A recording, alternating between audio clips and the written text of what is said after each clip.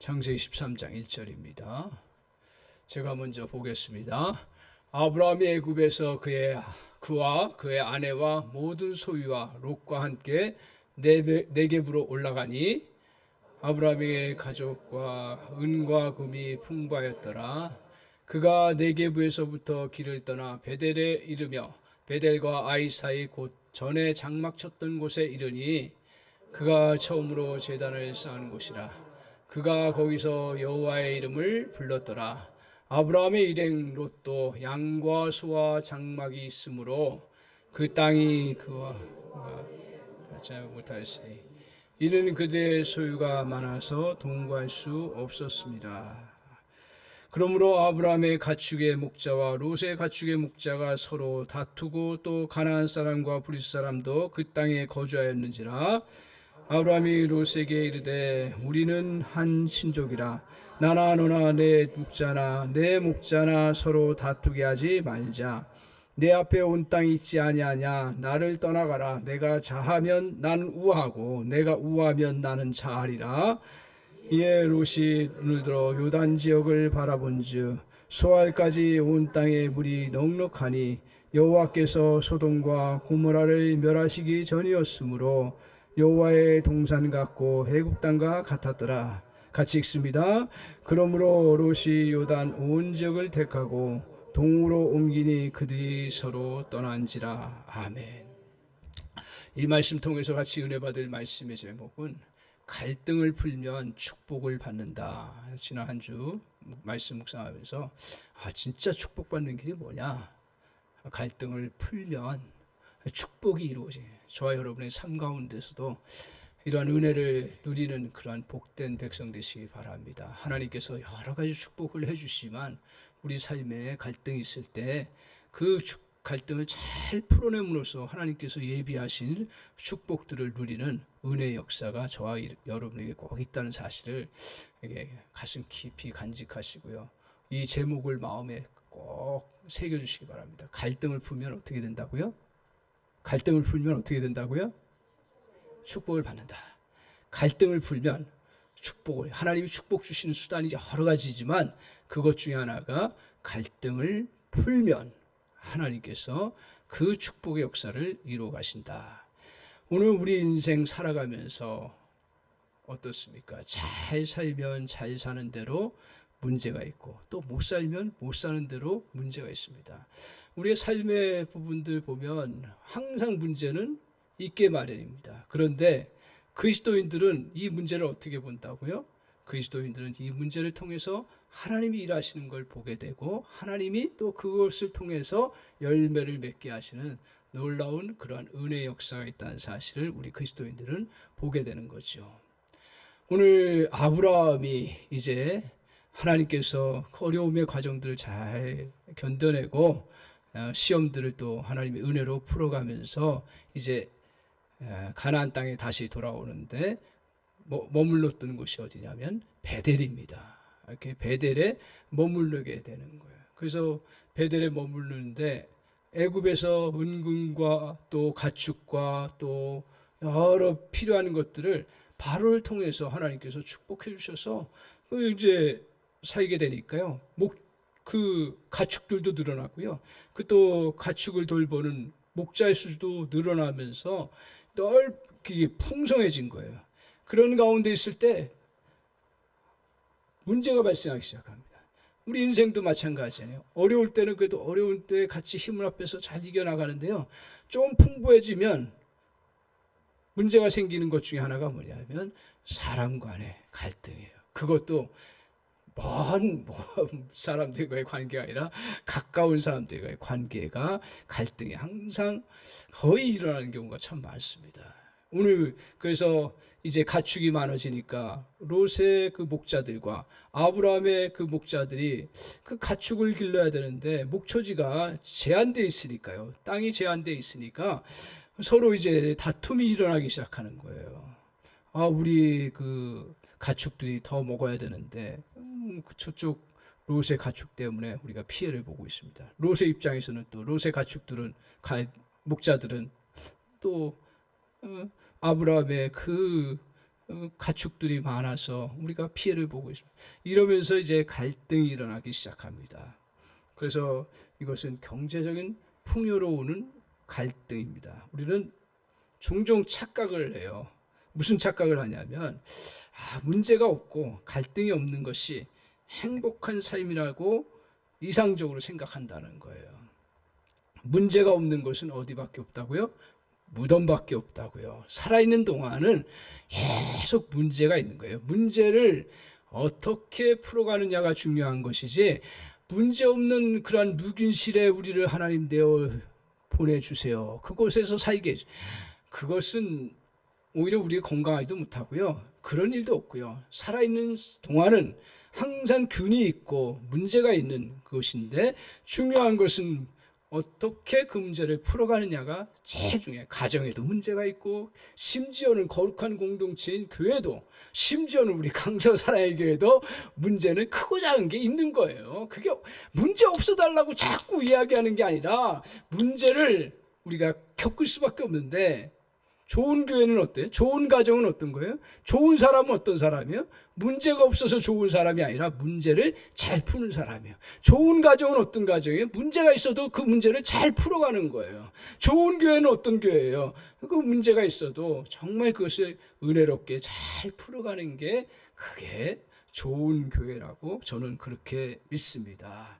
오늘 이제 오늘 아브라함은 이런 문제를 풀어감에 있어서 하나님께서 신앙의 연단을 통해서 정말 믿음으로 풀어가는 것이 무엇인가를 보여주는 아주 중요한 사건을 오늘 우리에게 가르쳐주고 있습니다.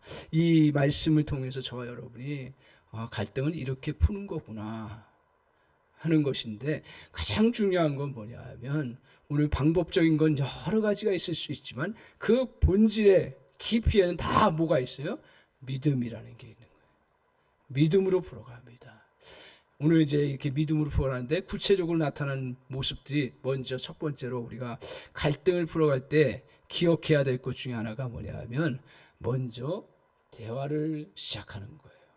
갈등이 일어나면, 문제가 일어나면 침묵해야죠. 너무 막 이야기하다 보면 문제가 더 재생되고 감정이 폭발되기 때문에, 될 수 있으면 문제 일어났을 때 침묵을 하고 조용히 그 문제를 바라볼 줄 아는 지혜가 필요합니다. 그런데 그 문제가 일어났을 때 계속적인 침묵은 그 문제 해결의 그 본질은 아니에요.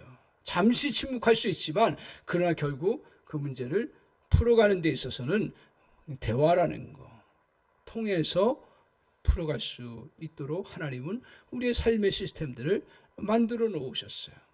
그래서 오늘 하나님께서 이제 아브라함에게 믿음을 주셨잖아요. 믿음을 주신 아브라함이 오늘 그 문제들을 풀어가기 시작합니다. 그래서 14장 8절에 보면 이렇게 말합니다. 아브라함이 롯에게 이르되 우리는 한 친족이라 너나 나나 내 목자나 서로 다투게 하지 말자 하면서 대화를 풀어가는 그러한 일들을 해나갑니다. 그런데 대화를 시작하는 것은 굉장한 그러한 자기를 비우는 거예요. 갈등, 대화하는 거 어렵겠어요? 다 대화할 수 있죠. 어느 상황이든지 우리는 대화하기 좋아하는데, 근데 문제는 뭐냐면, 갈등이 일어나고 심각한 다툼이 일어난 다음에는 진짜 내가 속 이야기를 하고 그리고 문제를 풀어갈 수 있는 그러한 대화의 자세를 갖는 건 매우 어렵습니다. 왜 그래요? 자존심이 허락하지 않기 때문에요. 롯의 목자와 아브라함의 목자가 갈등이 일어나고 다툼이 일어났어요. 그러면 그 문제를 누구에게 먼저 보고를 해야 돼요? 롯이 아브라함에게 죄송합니다 라고 해야 되는데, 그런 얘기를 안 하니까 이게 계속 커지는 거예요. 그렇죠? 그래서 아브라함이 믿음의 사람이니까 그 문제를 풀어가는 데 있어서 아브라함도 대화하는 게 쉽지 않은 거예요. 왜냐하면 아브라함이 아랫사람하고 대화 아랫사람에게 먼저 할 수 있겠죠. 그러나 이것들을 풀어가고 또 문제를 해결하기 위해서 그 문제를 풀어갈 때 그 자기가 위에 있고 수고 많이 했고 고통 많이 받았고 내 권리가 더 많은데 그걸 먼저 얘기하면서 풀어간다는 거는 매우 어려운 겁니다. 그래서 아브라함은 롯의 삼촌이에요. 그 당시에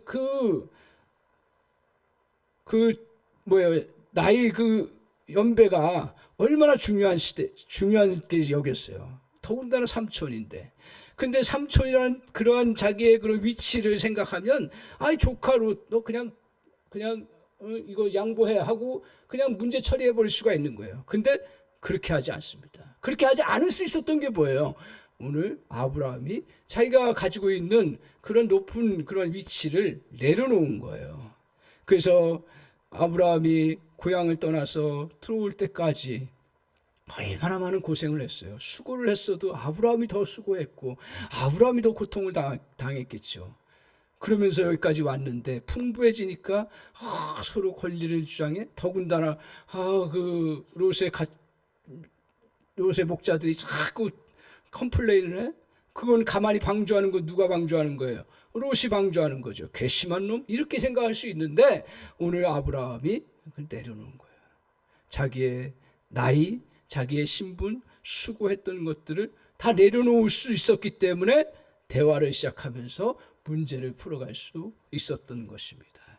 오늘 이것이 믿음의 사람들이 갖는 그러한 모습입니다.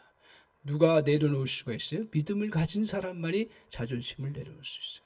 그래서 주님께서 이것은 신약시대에도 똑같이 우리에게 요구하시는데 이런 말씀 비유를 통해서 우리에게 먼저 갈등을 풀어가도록 대화를 하도록 하신 말씀이 있는데 마태복음 5장에 보면 뭐라고 얘기를 하냐면 주님께서 너희가 예물을 드리다가 하나님 앞에 예배할 때 예물을 드리려고 하다가 형제에게 원망 들을 만한 일이 생각나거든. 그러면 어떻게 하라고요? 예배하는 걸 잠깐 중단하고서라도, 가장 중요한 게 예배인데 그것조차도 중단하고서라도 먼저 가서 화해하라. 그리고 화해하고 난 다음에 어떻게 하라고요? 예배하라고 말해요. 이건 뭘 말하고 있습니까? 갈등이 일어났을 때 너가 먼저 그것을 풀어가도록 그렇게 주님께서 말씀하신 거예요. 오늘 갈등을 풀기에 먼저 가는 거, 그거 쉽지 않은 이유 중에 하나가 뭐냐 하면 자꾸 이제 자존심 내려놓는 부분도 그렇지만 내가 이걸 내려놓고 갔을 때 저 사람이 나의 이 문제를 잘 받아들일까? 그리고 또 이게 풀어질까? 또 이것이 또 어떤 또 결과를 가져올까 하는 염려와 걱정 때문에 사실은 자존심을 내려놔도 가지 못하는 이유가 있습니다. 그런데 여기서 믿음이 작용되는 거예요. 여기서 믿음이 필요한 거죠. 무슨 믿음이 필요해요? 우리 주님께서 우리에게 해야 할 일을 할 때 우리 하나님께서도 하나님이 하실 수 있는 일을 하신다라는 거예요. 그러니까 갈등의 부분이 일어났을 때 우리가 해야 될 일은 뭐예요? 먼저 가서 대화하고 풀어가는 시도를 하는 것은 누가 해야 할 일이에요? 우리가 해야 될 일이에요. 그 결과는 누가 책임지세요? 우리 하나님이 책임지시다. 이걸 믿는 사람이, 그러니까 성격과 그 상황에 따라서 먼저 가서 얘기할 수도 있지만 그런 갈등의 깊은 곳에서 정말 그것을 풀어갈 수 있는 사람은 어떤 사람이요? 그래, 내가 주님 안에서 믿음으로 해야 될 것들은 하고 나머지는 주님이 책임져 주신다는 그 믿음의 확신을 갖고 있을 때 갈등의 부분에 있어서 이해타산과 모든 상황들을 뛰어넘어서 나아갈 수 있는 은혜가 있는 겁니다. 따라서 오늘 우리가 이런 갈등이 일어났을 때 어떤 자세가 필요한 거예요? 먼저 가서 대화하는데 그 대화할 때 저와 여러분이 무엇을 가지고 대화를 해요? 믿음을 가지고 나아가는 거예요. 어떤 믿음이요? 우리 주님이 책임져 주신다. 자꾸 내 어떤 계산과 내 자존심과 나의 결과에 대해서 염두에 두지 아니하고 내가 해야 될 일을 해야 된다. 성경은 항상 그렇게 말씀하고 있습니다. 우리가 해야 될 일을 끝까지 하고 나머지는 주님이 책임져 주시고 역사에 나아가시는 은혜를 베풀어 주신다는 사실입니다. 이 자세를 여러분 일을 하다 보면 이러한 일들이 많습니다. 더군다나 거룩한 일들도 마찬가지입니다. 그래서 이 원칙을 꼭 지키시기 바랍니다. 주님의 일을 할 때도, 또 세상 가운데서 우리가 할 때도 갈등은 일어날 수밖에 없고, 또 서로 양보해야 될 그런 상황들이 있을 때 그것들을 먼저 풀어갈 수 있는 것들은 오늘 우리의 믿음이라는 거예요. 무슨 믿음이요? 내가 해야 될 일을 하고 나머지는 주님이 책임져 주신다. 그것이 해야 할 일이면, 반드시 내가 해야 될 일이면 내가 주님 앞에서 하고 나머지는 주님이 역사해 주신다. 오늘 그 믿음 가지고 저와 여러분이 이 갈등의 문제를 바라보고 처리해 나가시기 바랍니다. 앞으로 저와 여러분이 또 교회 사역 속에서도, 또 선교 속에서도 이 일들이 계속될 거라고 저는 그렇게 확신을 합니다. 물론 없으면 좋죠. 그리고 없도록 저도 기도하는데, 그런데 종종 나타날 때 기억하십시오. 우리가 해야 할 일을 하고 그 다음에 나머지는 주님이 책임져 주신다는 그 믿음 가지고 저와 여러분이 더 먼저 그 갈등의 문제를 풀어나가는, 대화로 풀어나가는 은혜가 있기를 바랍니다. 두 번째로, 오늘 이렇게 갈등을 이제 먼저 대화하고 풀어나갈 때 중요한 또한 우리에게 붙잡아야 될 진리가 있습니다. 그건 뭐냐 하면, 절대로요 여러분, 갈등의 문제에 있어서 소유에 집착되지 아니하고 존재에 집착되어야 한다라는 사실이에요. 8절 같이 한번 보실까요? 성경 제가 보겠습니다. 한번 들으셔요. 제가 8절 읽겠습니다. 아브라함이 롯에게 이르되 우리는 한 친족이라 너나 나나 너나 내 목자나 서로 다투게 하지 말자. 다투게 하지 말자라는 게 그 전제가 뭐예요? 그 뭐 때문에 다투지 말자 그래요? 친족이라는 얘기예요. 친족, 혈육이라는 얘기예요. 아브라함에게 있어서 진짜 조카 롯은 혈육이에요. 그리고 또 하나 우리가 여기서 인식해야 될 건 뭐냐면, 아브라함과 롯이 가나안 땅으로 오게 된 이유가 뭐예요? 믿음 때문에 온 거예요. 그렇죠? 하나님이 새로운 땅을 너에게 주시고 너의 후손들을 축복해 주시겠다고 하는 아브라함이 그런 소명을 받았을 때, 롯도 그 말 따라서 같이 따라왔기 때문에 가나안 땅에 정착한 거예요.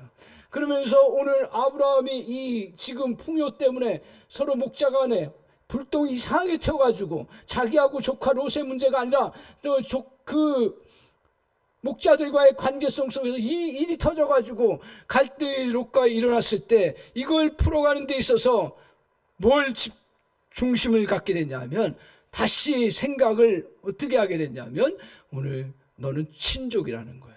그 혈통적인 친족이 될 뿐 아니라 믿음의 친족이라는 거예요. 그러니까 믿음의 형제라는 거죠. 그걸 붙잡았습니다. 오늘 항상 신앙적으로도 저와 여러분이 경험하는 것 중에 하나가 뭐냐 하면, 갈등이 일어나면 오늘 무엇에 집착하게 되냐면 외부적인 그러한 소유와 외부적인 상황에 집착하게 되는 거예요. 그래서 갈등이 일어나면 좋았던 것 다 사라지고요, 시야가 매우 좁아집니다. 사람 관계에 있어서 좁아질 뿐 아니라 그 사람의 좋은 면들은 온데간데 없고요, 잘못된 것에 몇 가지에 거기에 집중하게 되는 거예요. 그러다 보니까 갈등이 더 커지고 그 인간관계 문제가 더 커지고, 그러면서 파괴적인 그런 모습으로 가는 거예요. 자녀 교육도 마찬가지입니다. 자녀들도 마찬가지입니다. 자녀들도 문제에 집착하기 시작하고 갈등에 거기만 매몰되어 가면 그 자녀의 좋은 장점과 은사와 탤런트, 하나님이 수없이 심어놓은 것들을 놓치게 되고 거기에 매몰되기 때문에 갈등하고 싸우고 다투는 가운데서는 남은 게 뭐예요? 파괴밖에 없는 거죠. 그때 그것을 벗어날 수 있는 길은 뭐예요? 시야를 넓히는 거예요. 시야를 넓히는 건 뭐냐면, 절대로 소유에 우리의 포커스를 맞추지 말고 무엇에 포커스를 맞춰야 되냐면 존재에 포커스를 맞춰야 된다라는 거예요. 당장 눈앞에, 그래 내가 손실되고 내가 가져왔던 은금과 그 가축들과 또 자기 종들이 지금 손해보고 그것이 손실되는 것처럼 계속 눈은 어떻게 해요? 그걸 보게 만들어 버려요. 그런데 이때 아브라함이 믿음의 훈련을 받았어요. 애굽에 가서 정말 자기가 경제적인 문제, 요 앞에 사건이 어떤 사건이었냐면 경제적인 부분 때문에 애굽 땅에 그 양식을 찾으러 간 거예요. 근데 양식의 눈에 어두우니까 자기 아내 사라에 대해서도 뭐라고 얘기하냐면 자기야 부인이라고 하고 언약의 약속, 언약받은 그러한 자임을 기억하면서 나아가야 되는데 그냥 그 마음속에 먹는 게 더 문제니까, 경제적인 문제가 지금 내가 당장 굶어 죽을 게 문제가 되니까 어떤 식으로 얘기하면 나의 누이라고 합니다. 그러면서 어떻게 돼요? 결국 그것으로 그 애굽의 왕 이 사라를 자기 아내로 취하려고 그렇게 했을 때 거기에 하나님의 비상섭리가 개입됩니다. 그래서 바로에게 하나님께서 꿈을 통해서 그 아브라함의 아내다, 그리고 손대지 말라, 그리고 오히려 아브라함에게 축복해줘라. 그래서 바로가 그것을 꿈을 꾸고 경고를 받고 나서 돌려보내면서 은금을 주고 많은 가축들을 이렇게 줌으로 해서 풍요를 누리게 된 거예요. 그러니까 아브라함은 그 애굽에서의 신앙적으로 잠시 실패처럼 보였는데 그걸 통해서 철저하게 깨달은 게 뭐예요? 물질을 앞세우고 물질을 소유를 내가 쫓아서 갔지만 어쩔 수 없이 인간의 연약함 때문에 갔지만은 그러나 그 하나님께서 약속하신 정말 사라와의 그 관계성 속에 하나님이 약속하시고 그 귀한 존재이고 약속의 존재인 것을 놓치고 소유에 빠져다 보니까 하나님의 계명을 어기게 되고 또 그것을 위해서 자기가 위태롭게 되고 그리고 나중에는 하나님의 약속도 이루지 못할 그러한 처지에 처하게 되는 거예요. 그때 우리도 경험하지만 하나님의 궁휼하심이 있어서 그것을 다 해결해서 이제 그가 깨닫고 확신한 건 뭐냐 하면 우리가 하나님 앞에서 믿음으로 부여받았고 또 나의 정말 존재가 귀한 하나님 붙여주신 존재고 하나님 나에게 주신 그러한 정말 하나님의 붙여주신 친족이라는 것을 다시 붙잡고 그것 때문에 아무리 소유 문제가 있어도 우리는 그 문제들을 벗어나서 정말 다시 친척임을, 고륙 형제임을 붙잡고 이 문제를 풀어가자라고 이야기합니다. 우리가 문제를 풀어갈 때 세상적인 시각에서는 그래서 여기서 믿음이 필요한 거죠. 세상적인 시각에서는 소유 놓쳐버리면 죽는 거예요. 어떻게 벌은 건데요? 어떻게 살아온 건데요? 그런데 우리 하나님 앞에서의 믿음의 역사들은 뭐냐 하면 우리 하나님께서 그 소유보다 더 중요한 건 뭐냐면 존재고 그 더 중요한 건 믿음이고 믿음으로 하나님께서 붙여주신 것들을 너희가 견고하게 붙잡을 때 하나님의 축복의 역사가 이루어진다는 사실이에요. 오늘 그래서 아브라함이 이것을 붙잡고 문제를 풀어가기 시작합니다. 이것은 오늘 믿음의 사람들에게만 일어나는 게 아니라 세상 사람들에게 똑같이 맞아요. 존재의 소중함을 놓치고 소유에 빠지게 되면 어떤 결과가 일어나는지 저는 전에 그 뉴스를 통해서 다시 생각나는 것 중에 한 사건이 뭐냐 하면 이 젊은 자매예요. 결혼한 지 얼마 안 되고 28, 9 정도 된 자매인데 보험계통에 근무하면서 이 보험을 통해서 그 혜택 받는 게 무엇인지를 다 한 거예요. 다 한 거예요. 그러니까 이제 이 보험금을 탈 수 있는 그것들을 루트로 하니까 갑자기 이제 돈에 대한 욕심이 생기고 그러니까 어떻게 하는 줄 아십니까? 나중에 있을 수 없는 일인데 그 일들이 벌어져요. 자기 자기 어머니 수면제를 먹여놓고 눈을 찔러가지고 실명을 시켜버리는 거예요. 그러면서 보험금 2억 6천을 탔다는 그 기사를 제가 본 적이 있습니다. 2억 6천을 탔어요.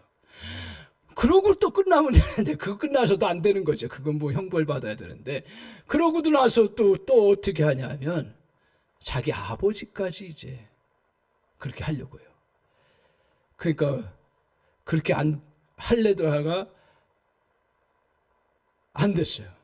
그러고 나서 이제 오빠도 하려고 하다가 안 되니까 불을 질러버린 거예요. 불이 타버렸어요.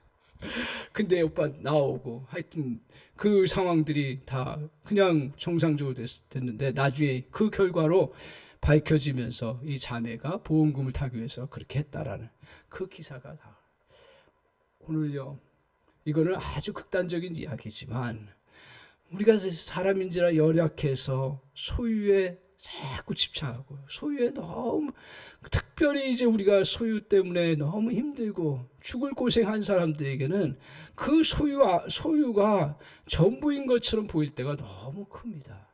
그런데 오늘 이 자매처럼 이 젊은 부인처럼 정말 자기 동족도 몰라보고 자기 형제도 몰라보고 다 그렇게 되는 거예요. 왜요? 소유에 집착돼 버렸기 때문에.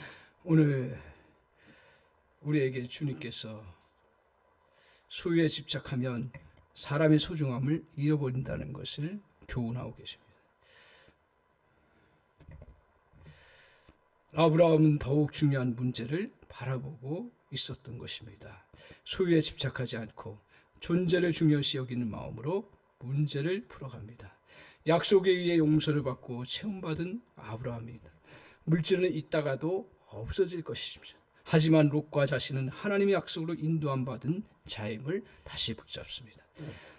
오늘 우리는 이러한 것들을 갈등이 일어나고 힘든 것들이 일어나면 존재의 소중함을 잃어버려요. 아내의 소중함, 남편의 소중함, 또 목회자의 소중함, 성도의 소중함, 장로의 소중함, 집사님의 소중함 다 잃어버리게 돼요.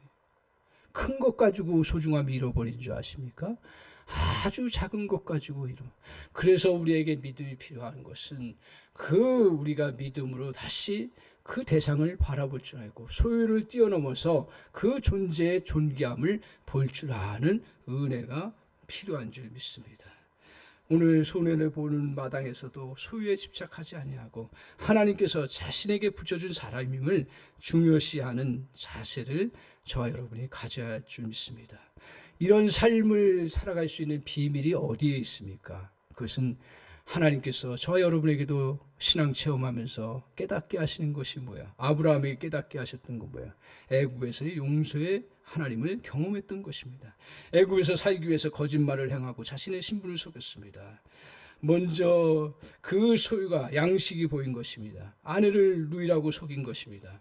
하나님의 약속이 깨질 위기에 쳤습니다. 그러나 하나님이 전적인 역사하심으로 아브라함이 애굽에서 풍성함을 얻어 나올 수 있도록 은혜를 베풀어 주신 거예요. 그러니까 결국 하나님께서는 소유 이것 때문에 너가 죽을 거라고 얘기했지만 그러나 약속을 붙잡고 사는 자에게 더 하나님께서 풍요로움으로 결국 자기를 회복시켜 주신 거, 바로를 통해서 회복시켜 주신 건 뭐예요? 이 아브라함과 사레가 하나님의 약속을 받은 자이고 같은 그 부부지간이기 때문에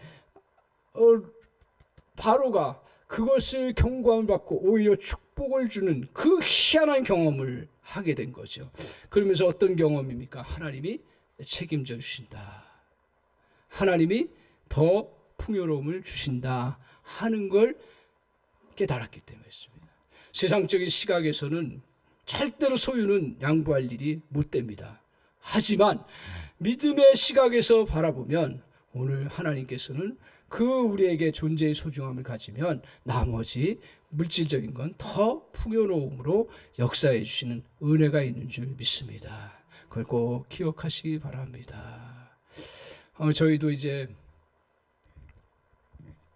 선교센터를 이제 헌당식을 이제 하게 되는데 지금 리모델링 과정에 오래 걸렸어요. 생각보다 너무 오래 걸렸어요. 이것이 이제 어떤 소유 부분에 집착이 되어서 잠시 그것 때문에 어려움을 우리가 겪게 되는 거죠. 필리핀 현지 상황의 부분들 때문에 자꾸 그것을 더 차지하려고 하고 더 물질을 공급받기를 원해서 그래서 자꾸 요구하게 되고 우리는 거기에 맞추다 보니 자꾸 늦춰지고 그러면서 힘든 시간들을 보냈습니다. 이거 다 깨어질 상황이에요. 근데 그것을 깰 수 없었던 이유가 뭐냐 하면 이건 하나님이 허락하신 일이다. 선교는 하나님이 하시는 일이고 잠시 조그만 손해와 상황들 때문에 잃어버리는 것 때문에 이걸 깨트릴 수는 없다고 하는 그 믿음 가지고 계속 기도하면서, 또 우리 그 이끌어가는 그 리더들이 같이 또 기도하면서 그 모든 걸 참아내는 거예요. 그런데요, 놀라운 신비예요. 겉으로는 좀 손해본 부분들이 있어요. 저희가 우리 성도님들 헌금이 손해본 건 아니고요, 우리 또한 장로님 부분들이 많이 손해를 본 거예요. 견딜 수가 없는 거죠, 사실은요, 주님의 거룩한 일을 할 때. 그런데 더 중요한 건 뭐냐 하면, 그 소유를 하나님이 손실된 것처럼 보이지만 우리가 해야 될 중요한 것이고, 그리고 선교의 중요한 존재의 그것들을 붙잡고 나아갈 때 하나님께서, 저는 그거 따지지 않아요. 따지지 않지만, 그러나 나중에 결과를 보니까 땅도 80몇 평이 더 늘었고요, 우리는 손해보는 걸로 했는데, 우리가 그렇다고 비합법적으로 한 것도 아니에요. 땅도 늘었고요, 그 다음에 또 어떤 은혜가 있었어요. 거기에 그걸 하면서 홍수가 몰아치는 건데 담벼락을 더 크게 쌓음으로써 그 물의 피해를 보지 않았고요. 놀라운 거예요. 그 다음에 또 어떤 은혜가 있었어요. 거기에 조금 늦게 했으면 그 자재값이 엄청 폭등해서 지금 그 가격 가지고는 할 수가 없는 상황이에요. 더블 이상이 늘었어요. 그리고 심지어는 그것까지 제가 얘기를 안 하려는데, 우리 성도님이니까 땅값까지도 올랐어요. 제가 뭘 말합니까? 제가 그 소유가 늘었다고 얘기하려고 하는 거야? 아니라는 거예요. 하나님 앞에 우리가 손해보는 것처럼 보이고 힘든 것처럼 보이고, 정말 그 소유 때문에 너무너무 내가 다 잃어버리는 것처럼 보이는데, 근데 우리가 믿음의 일이고 같이 하나님께서 붙여주신 일이고 같이 해야 될 일이면 주님 앞에서 그들을 감당해 나가야 된다는 거예요. 저는 그걸 믿어요. 우리 성도님들이 이해할 수. 그러나 오늘 아브라함과 조카로, 아브라함 입장에서 보면 손해를 다 보는 건데, 내가 어떻게 읽은 건데 이걸 다 그 조카에게 그걸 따지지 않을 수 있겠어요. 그러나 조카를 내칠 수도 있고요, 끊을 수도 있고요, 안 할 수도 있지만, 그러나 하나님이 붙여주신 혈육이라는 거예요. 그리고 하나님께서 같이 믿음의 일들을 하게 하신 거라는 거예요. 그래서 그것 때문에 그 일들을 정말 주님 앞에서 존재를 붙잡고 소유의 그것들을 뛰어넘는 은혜가 있습니다. 교회의 사역들도 거룩한, 우리가 그래서 하나님 앞에 어떨 때는요, 이 말이 표현이 이상한 때가 있어요. 거룩한 낭비를 할 때가 있는 거예요. 낭비처럼 보여요. 그러나 하나님이 하시는 일들을 이루어가는 일에 쓰임받는 거라면 우리 눈에 보일 때 낭비처럼 보이지만 하나님 앞에 드려지는 거예요. 여러분, 그 은혜가 있기를 바랍니다. 그래서 세상의 일도 마찬가지입니다. 주님께서 저와 여러분에게 갈등이 일어났을 때 자꾸 소유, 이해타산의 부분들 따져야겠지만, 더 본질적으로 사람을 소중히 여기고 존재를 소중히 여기고 그 하나님께서 일하시게 하시는 것들을 소중하게 여기는 은혜가 있기를 바랍니다. 절대로 주님의 일들도 마찬가지예요. 주님의 일을 하다가도 오해받고 갈등이 일어나고 힘든 일들이 있어요. 그런데 하나님이 나에게 주신 일이고 이것들은 가야 할 일이고, 하나님께서 그 사람의 성향과 여건들이 다 다르고 주장하는 것들이 다 달라서 힘들지만, 그러나 주님 앞에서 내가 소유의 그 상황에 집착하지 아니하고 존재에 우리가 정말 붙들림 받을 때 하나님께서 갈등을 통해서 뭘 주신다고요? 축복을 주세요. 믿습니까? 오늘 그 은혜가 있습니다. 그러면서 오늘 이렇게 존재를 딱 붙잡고 나아가요. 나아가고 나서 아브라함이 실제적인 조치를 취합니다. 그냥 말만 하지가 않아요. 어떤 조치를 하냐면 9절에 제가 읽겠습니다. 내 앞에 온 땅이 있지 아니하냐? 너는 나를 떠나가라. 내가 자하면 나는 우하고 내가 우하면 나는 자하리라. 이 말이 뭐예요? 우리가 잘 그걸 내가 다 양보하겠다라는 거예요. 너에게 선택권을 주겠다라는 거예요. 그렇다고 아브라함이 자기 삶을 포기한 거 아니에요. 모든 건 다 준 거 아니에요. 그러나 선택권을 롯에게 주면서 네가 하라고. 왜요? 아브라함이 양보를 하기 위해서 그렇게 한 것이죠. 오늘 자기가 지금 이 땅도 베델 땅도 하나님이 주신 땅이지만 그러나 아브라함에게 있어서 하나님께서 전체 가나안 땅을 주셨다는 사실을 기억하고 이 조그만 곳에서 연연하지 아니하고 아브라함이 롯에게 먼저 선택권을 주면서 그에게 양보하는 모습을 보여줍니다. 이것은 자신이 지금 위치한 땅이나 롯이 택한 땅을 뛰어넘는 하나님만이 주실 수 있는 땅을 바라보았기 때문에 그렇게 할 수 있습니다. 실제로 양보를 할 수 있는 것은요, 우리가 정말 하나님의 약속을 바라보지 아니하면 양보할 수가 없어요. 우리는 다 다 생각이 있고 누구도 내 것을 빼앗기면 손해보고 삶이 피폐해진다는 거 다 알아요. 하나님 앞에서 아무리 우리가 잘한다 할지라도 아무리 양보한다 할지라도 어려운 건 그 양보를 통해서 어려운 삶을 살 수밖에 없는 그러한 상황들은 계속될 수가 있어요. 그런데 오늘 이렇게 하나님 앞에서 믿음의 일들을 시작했고 믿음의 역사를 이루어 나갈 때 그 상황 속에서 내가 양보하지 않으면 문제가 풀리지 않는 것을 알고 있기 때문에 아브라함은 그 자기의 그러한 그 소유를 다 롯에게 선택하도록 양보하는 그러한 자세를 가졌던 것입니다. 오늘 자신이 삼촌이고 모든 소유의 원주인이 자기로 주장해도 아무런 문제가 되지 않습니다. 오늘 아브라함이 이렇게 자기의 기득권을 과감하게 내놓을 수 있었던 이유가 무엇입니까? 그것은 신앙적인 은혜 때문에, 체험 때문에 그렇습니다. 우리 하나님께서 자신에게 잠시 자기가 애굽 땅에서 그 어려움을 겪으면서 공급해 주시는 이가 누구시라는 걸 깨달았어요? 우리 하나님이시라는 것을 깨닫게 하셨습니다. 이 믿음이 들어온 거예요. 그러니까 이 은혜가 없으면요, 절대로 양보할 수가 없습니다. 양보를 하는 것처럼 보여도요, 자기 안에 견딜 수가 없고 그것을 감당할 수가 없습니다. 이 믿음이 있어야 됩니다. 전에 제가 전에 교회에서 여행사를 운영하시던 그런 집사님이 간증하는 걸 들었어요. 아마 기억나실 거예요. 남성기 성도님이라고 아마 기억나실 거예요. 그분이 이제 믿음 갖고 이제 신앙생활하기 얼마 안 됐어요. 근데 은혜를 체험한 거, 말씀을 통해서 은혜 체험한 건 뭐냐면, 내가 손해보는 일이 있어도 하나님이 하시라고 하면 그걸 내놓아야 된다는 걸 진리를 알게 됐어요. 그전에는 이분이 굉장히 과격한 분이에요.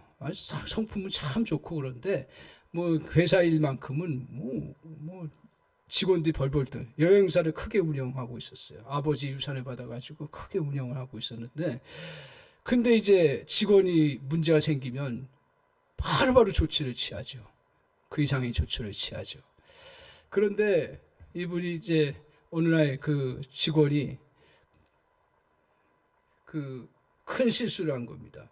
비자 연장 서류를 여행사에서 하는 게 아니라 그 당사국에서 현지 대사관에서 비자 연장을 신청해야 되는데 이 직원이 잘못해가지고 서류를 국내에서 처리해 준 것입니다. 이것으로 인해서 얼마나 큰 문제가 발생하는지 몰라요. 여행사의 신뢰도도 떨어지고 뭐 하여튼 무슨 문제가 나요. 그래서 다른 데 같으면 직원들에게 불호령을 내리고 인사 조치를 취했어야 될 터인데 그렇게 하지 않았습니다. 이 문제를 하나님 앞에 맡겨보자. 그래, 의도적으로 한 것도 아니고 실수해서 한 건데, 물론 실수도 해서는 안 되지만 그래도 하나님 앞에서 그래도 믿음으로 하면 하나님께서 다른 것들로 인도해 주신다는 그 믿음을 가진 거예요. 그렇게 해서 이제 불호령도 안 내리고 그냥 없었던 것처럼 주의만 주고 다시 이제 잘하자고 하면서 나아간 거예요. 그리고 나서 기도를 하면서 나아간 것입니다. 근데 참 이러한 작은 사건이면 작은 사건인데 이 속에서 하나님이 놀라운 일을 하신 거예요. 오늘 아무 문제가 없었다는 듯이 그 문제가 처리되는 그런 은혜를 다시 경험하게 된 거죠. 오늘 집사님이 고백합니다. 현재의 문제에 집착했다면 이 상황은 더 어려워졌을 것이다. 직원 해고하고 막 했으면 더 어려웠을 것인데 오늘 인간적인 감정을 뒤로 하고 믿음으로 처리했더니 하나님께서 이렇게 처리해 주시는 은혜가 있다. 그래서 그것으로 어려워질 수밖에 없는 그 기업이 다시 힘을 얻게 되는 거예요. 이게 기업하는 사람들도 하나님의 은혜 아래서 정말 주님께서 우리에게 하라는 방식을 잘 따라서 믿음으로 해나갈 때 그 결과들을 하나님께서 복으로 바꾸시는 놀라운 역사를 이뤄나갑니다. 믿는 사람들에게는 기억하십시오. 천국 자원이 있다는 거예요. 바로 하나님을 의지하고 나가는 자에게 더 큰 축복을 주시는 그런 은혜가 있습니다. 그래서 신약에서도 우리에게 말씀하시는 게 뭐예요? 마태복음 5장 40절에 뭐예요? 너를 고발하러 속옷을 가지고자 하는 자에게 겉옷까지도 가지게 하며 또 누구든지 너를 억지로 오리로 가게 하거든 심리를 가라고. 내게 구하는 자에게 주며 내게 꾸고자 하는 자에게 거절하지 말라. 이 명령은 오늘 갈등을 푸는 원리를 오늘 신학적인 관점에서도 말씀하고 있습니다. 하나님의 약속을 붙잡고 평화와 양보의 방식을 통해 조카 롯에게 땅을 양보한 아브라함에게 하나님께서 그냥 내버려 두지 않습니다. 14절을 한번 우리 보십시오. 자, 제가 읽겠습니다. 롯이 아브라함을 떠난 후에 여호와께서 아브라함에게 이르시되 나는 눈을 들어 너 있는 곳에서 북쪽과 남쪽 그리고 동쪽과 서쪽을 바라보라. 그러고 나서 하나님께서 약속하신 거예요. 15절에 보면 보이는 땅을 내가 내 자손에게 주리니 어떻게 한다고요? 영원히 이르리라고요. 그러니까 가나안 땅을 주시겠다고 했는데 또다시 이거 확인시켜 주시는 그런 차원도 있었는데 오늘 저에게 다가온 건 뭐냐 하면 그전에는 가나안 땅을 주시겠다고 자손에게 주시겠다고 했지만 오늘 여기에 덧붙이는 게 뭐냐면 영원히 주시겠다라는 거예요. 그러니까 계속적으로 하나님께서 너에게 이 축복의 역사를 허락해 주세요. 네가 양보했느냐? 그러면 믿음으로 양보해. 다른 게 아니에요. 믿음으로 양보했느냐? 그러면 하나님께서 영원히 너에게 축복의 역사를 허락해 주신다라는 거예요. 오늘 사랑하는 성도 여러분, 우리 인생에 크고 작은 갈등이 찾아옵니다. 이때 믿음의 사람답게 먼저 가서 갈등을 푸는 용기를 발휘하시기를 바랍니다. 다른 이유가 아니에요. 믿음이 있기 때문에 그런 거예요. 믿음이 있기 때문에. 그리고 또 우리가 주님 앞에서 나갈 때 정말 절대로 여러분 우리가 약해져요. 어쩔 수 없어요. 소유라는 거에 그것에 의해서 살아가는 존재이기 때문에. 그런데 더 중요한 항상 존재를 소중히 여기고 특별히 그 속에 하나님께서 그 존재를 나하고 붙여주신 사람이라면 하나님이 같이 일을 하도록 하게 하신 것이라면 그것은 그대로 주님 앞에서 정말 존재를 더 소중히 여기고 문제를 풀어가는 은혜를 우리가 누리기를 바랍니다. 꼭 기억하십시오. 소유를 생각하고 어떤 결과들을 열매들을 생각하고 거기에 집착하다 보면 존재를 잃어버릴 뿐 아니라 하나님이 주시는 놀라운 축복도 잃어버리는 그런 결과를 가져온다는 사실입니다. 사랑하는 성도 여러분, 저 여러분이 이렇게 믿음 안에서 하나님이 우리에게 더 좋은 것으로 주시는 은혜가 있다는 사실, 그리고 영원히 우리에게 복을 내려주신다고 하시는 그 놀라운 약속들을 기억하면서 갈등이 있을 때 문제들을 풀어가면서 주님 앞에 정말 이 갈등을 주님의 은혜 가운데 잘 풀어가면 하나님이 복을 주시고 그 은혜를 저 여러분에게 덧입혀 주시는 놀라운 역사가 있다는 사실을 꼭 기억하시고 믿음으로 걸어가시기를 주님의 이름으로 간절히 축원합니다. 같이 기도하겠습니다. 하나님 아버지 참 감사합니다. 하나님 우리 삶에 크고 작은 갈등이 얼마나 많은지 모릅니다. 하나님 그때마다 정말 우리가 어떻게 풀어가야 될지 모를 때가 참 많습니다. 아니 어떻게 풀어가야 될지 모른다는 사실도 잊어버린 채 우리의 감정과 기분에 따라서 풀어갈 때가 얼마나 많은지 모릅니다. 주님 저희들에게 은혜를 주셔서 이러한 갈등의 문제에 부딪혔을 때 주님 저희들 정말 주님의 은혜 아래서 믿음으로 풀어갈 수 있는 그러한 축복의 역사가 있게 하여 주시옵소서. 아버지 하나님, 우리의 자존심과 우리의 기분, 상황들을 앞세우지 않도록 주여 은혜를 내려주시기를 원합니다. 주님께서 은혜 주셔서 아버지 하나님 먼저 나아가서 정말 풀어갈 수 있는 그러한 아버지 은혜가 있게 하여 주시옵소서. 성령님 도와주시옵소서. 어떨 때는 나의 자존심도 죽여야 되고 나의 인간적인 그러한 그 수고도 다 뒤로 해야 되는 그러한 일들이 얼마나 많은지 모릅니다. 그런데 하나님 정말 저희들이 성령께서 역사해 주시면 그렇게 할 수 있는 줄 믿습니다. 지금까지도 그렇게 해온 것도 많습니다. 앞으로의 그런 과정 속에 하나님 은혜 주셔서 정말 하나님 믿음으로 하나님 나아갈 수 있는 저희들 될 수 있도록 주님 도와주시옵소서.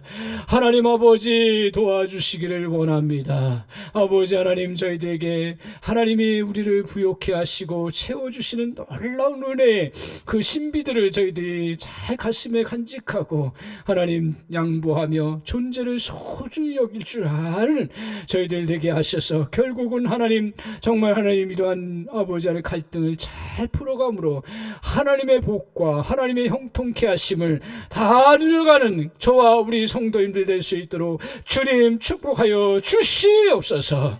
주님께서 이 말씀을 가지고 아버지 하나님 적용해 나갈 때 하나님 정말 우리 성도님들이 하나님의 놀라운 복을 누리는 것들을 같이 고백하며 나누는 그런 역사가 있기를 간절히 소망합니다.